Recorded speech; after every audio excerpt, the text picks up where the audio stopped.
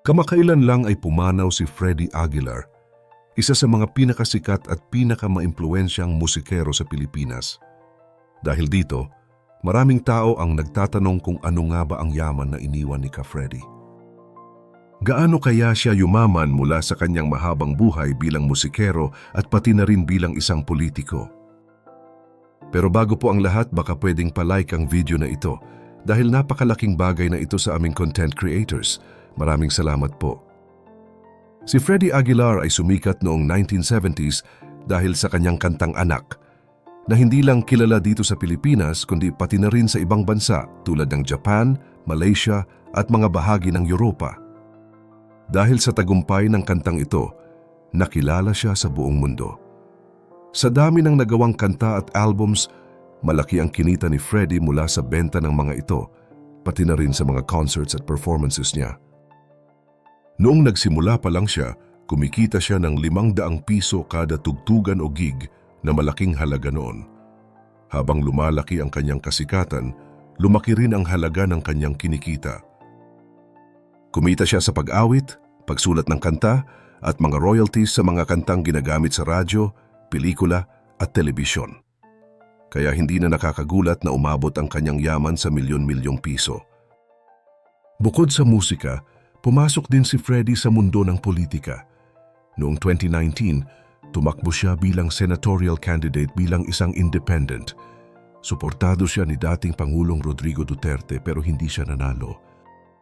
Gayunpaman, ang kanyang pagpasok sa politika ay nagdala rin ng ibang mga oportunidad tulad ng pagiging National Executive Vice President ng Partido Federal ng Pilipinas. Sa posisyong ito, tiyak na may dagdag kita rin siya mula sa kanyang mga tungkulin. Ayon din sa mga ulat, may ilang negosyo si Ka Freddy, lalo na sa real estate o mga lupa at bahay na kanyang pag-aari. Bagamat hindi masyadong inilalabas sa publiko ang detalye, sinasabi ng ilan na malaking bahagi ito ng kanyang yaman. Sa ganitong paraan, may pinagkakakitaan din siya bukod sa musika at politika. Sa kabuuan, tinatayang ang net worth ni Freddie Aguilar ay nasa milyon-milyong piso. Ito ay base sa mga kinita niya mula sa kanyang music career, mga concerts, royalties at mga negosyo. Hindi rin nawawala ang mga kita mula sa kanyang pagiging sikat na personalidad, kung saan madalas siyang iniimbitahan sa mga programa, events at kampanya na may bayad. Isa pang pinagkukunan ng yaman ni Ka Freddy ay ang kanyang pagiging isa sa mga pinakamaimpluwensyang musikero ng Pilipinas. Dahil dito, maraming oportunidad ang dumating sa kanya sa loob ng dekada. Ang kanyang musika ay naging daan para magkapera siya pero higit sa lahat, nakilala siya bilang isang taong nagtaguyod ng karapatan at kultura ng mga Pilipino. Bagamat dumaan siya sa mga pagsubok sa kanyang buhay, kabilang na ang mga kontrobersya sa kanyang personal na buhay, nanatili siyang respetado ng marami.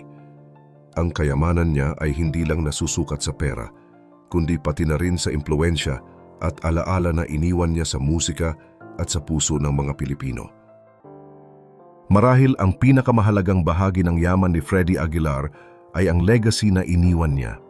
Isa siyang haligi sa musika ng Pilipinas, isang tunay na boses ng mga karaniwang tao, at isang tao na nagpatunay na ang yaman ay hindi lamang nasusukat sa salapi, kundi sa pagmamahal at respeto ng tao. Bukod sa pagiging sikat na musikero at politiko, si Freddie Aguilar ay kilala rin sa pagiging isang aktivista. Sa kanyang mga kanta, madalas niyang tinatalakay ang mga isyu sa lipunan gaya ng kahirapan, kawalang katarungan at iba pang problema na nararanasan ng mga ordinaryong Pilipino. Isa sa mga kantang nagpapakita nito ay ang Bayan Ko, na naging simbolo ng pakikibaka laban sa mga maling nangyayari sa bansa. Noong 2006, naitala si Freddie Aguilar bilang may pinakamataas na bentang album sa kasaysayan ng Philippine music. Hindi biro ito dahil nangangahulugan ito na milyon-milyon ang nakatangkilik sa kanyang musika. Ang malaking tagumpay na ito ay nagdala rin ng malaking kita sa kanya, lalo na dahil sa panahon na iyon, ay mas malakas pa ang kita sa pisikal na benta ng mga album. Bukod sa Anak at Bayan Ko, marami pang mga kanta ni Ka Freddy ang tumatalakay sa mga mahahalagang issue. Sa kanyang album na Magdalena, Tinawag niyang pansin ang problema ng mga kababaihang napipilitang maging alipin ng kahirapan na nagtutulak sa ilan na magtrabaho bilang mga babaeng inilalako o prostituta. Mayroon din siyang kantang Mindanao na tumatalakay sa gulo at hidwaan sa pagitan ng mga Kristiyano at Muslim sa Mindanao. Hindi lang basta musikero si Freddy Aguilar, isa rin siyang tinig ng mga naapi at walang kapangyarihan.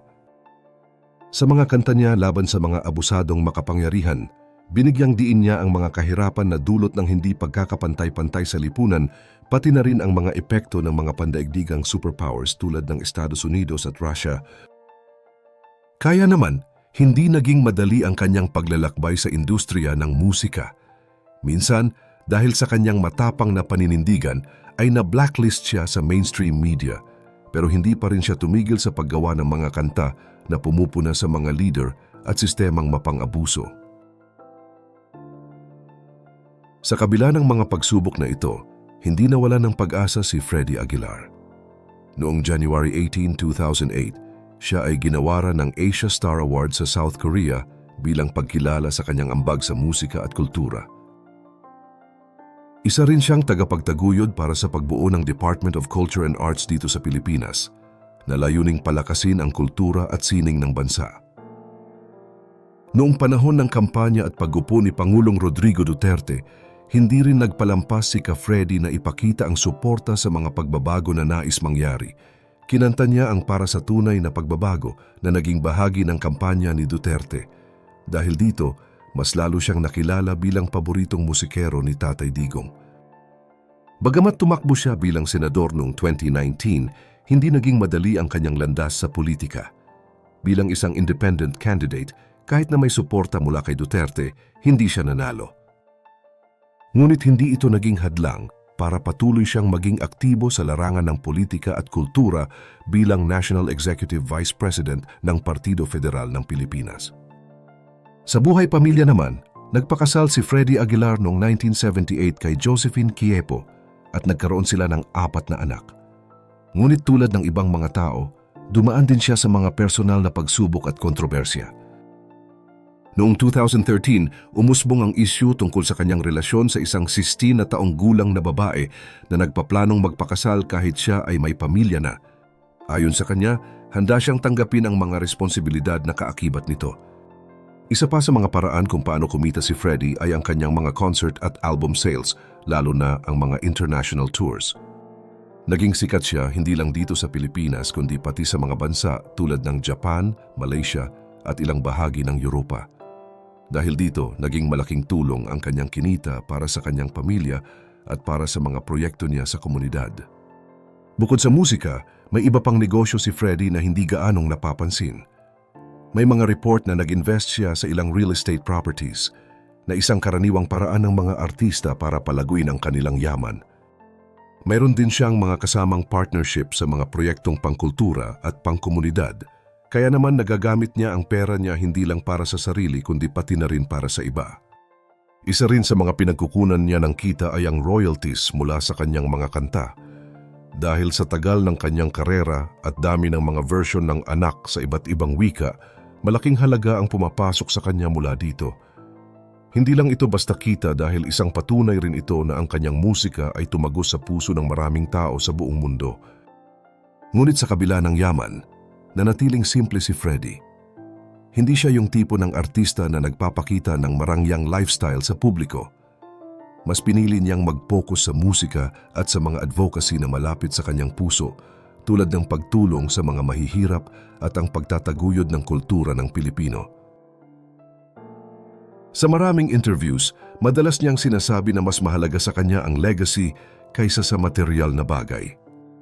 Sa huling bahagi ng kanyang buhay, ipinakita ni Freddy na ang tunay na yaman ay hindi lang pera o mga ari-arian, kundi ang pagmamahal at respeto mula sa mga tao. Kahit hindi siya perpekto at dumaan sa mga pagsubok, nanatili siyang tapat sa kanyang prinsipyo at paniniwala. Kaya kung tatanungin kung gaano kayaman si Freddy Aguilar, ang sagot ay mas malawak pa kaysa sa pera. Yaman siya ng kulturang Pilipino, yaman ng musika, at yaman ng puso ng mga taong na-inspire niya. Iyan ang tunay na halaga niya sa ating bayan.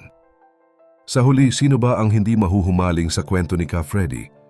Isang simpleng tao na naging alamat dahil sa kanyang talento at tapang na ipaglaban ng tama. Ang yaman niya ay hindi lamang sa bulsa kundi nasa puso ng bawat Pilipinong nakikinig at nagmamahal sa kanyang musika. Ngayong pumanaw na si Freddy Aguilar, ano kaya ang naiwan niyang aral at musika sa ating lahat? Paano mo inaalala ang kanyang mga kanta na tumutulong sa pagmulat ng mga problema sa lipunan? At ano ang paborito mong kanta niya? Ibahagi ang iyong opinyon sa comment section below at huwag kalimutang mag-subscribe para sa mas marami pang updates.